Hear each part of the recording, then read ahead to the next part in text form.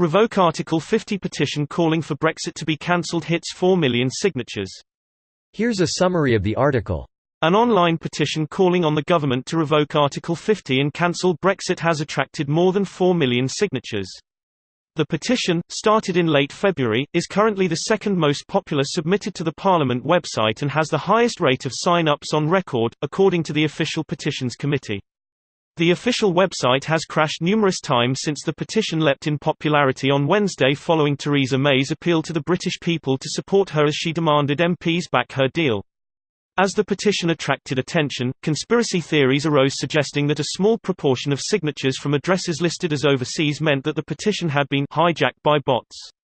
In a tweet, the House of Commons Petitions Committee clarified that 96% of the signatures are listed as from the UK. They added that overseas signatures were valid, since anyone who is a UK resident or a British citizen can sign a petition. This includes British citizens living overseas. Analysis by software firm Tableau of the 16,000 petitions running on the government website showed the Revoke Article 50 petition had more than 3 times as many signatures as all the pro-Brexit petitions combined. After the number of signatures passed 1 million, the Petitions Committee, a cross-party group of MPs appointed to examine petitions to Parliament, said the rate of signing was the highest its website had ever had to deal with. This post received a score of 50,076, with an upvote ratio of 83%. Here are the top comments in response to this article. What's the most signatures a UK petition has ever had? It's this one now, it's just overtaken this other Brexit one. I hate the response to it as well. So arrogant and irresponsible. Petitions in this country are about as useful as a chocolate dildo. I'd get that if it were a private website, but it's on the Parliament website FFS. Yep, it does nothing unfortunately. Consider the second highest petition right now is ban all ISIS members from returning to the UK and leave the EU without a deal in March 2019. Why shouldn't all ISIS members be banned? I'd sign it. IMO because it's better to bring them home and lock them away forever than to leave them out and about where they can fight and murder and make terrorist babies. Also, rendering people stateless is illegal by international law. Indeed, and with good reason, because it is irresponsible.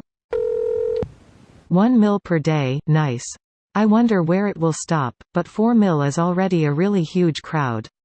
If half of those people would go to the streets to protest, things would change really fast. Greater than if half of those people would go to the streets to protest, things would change really fast. 1 meter were on the streets over Iraq and nothing changed. People like Blair and Campbell who support this march today thought it didn't count then. Fact of the matter is this. Governments react to civil disobedience. British government reacted to poll tax riots. French government reacted to yellow vests. Put 4 million on the streets and if they all agree to be there at 9, leave at 5, and tidy up after themselves, the government won't and will never care.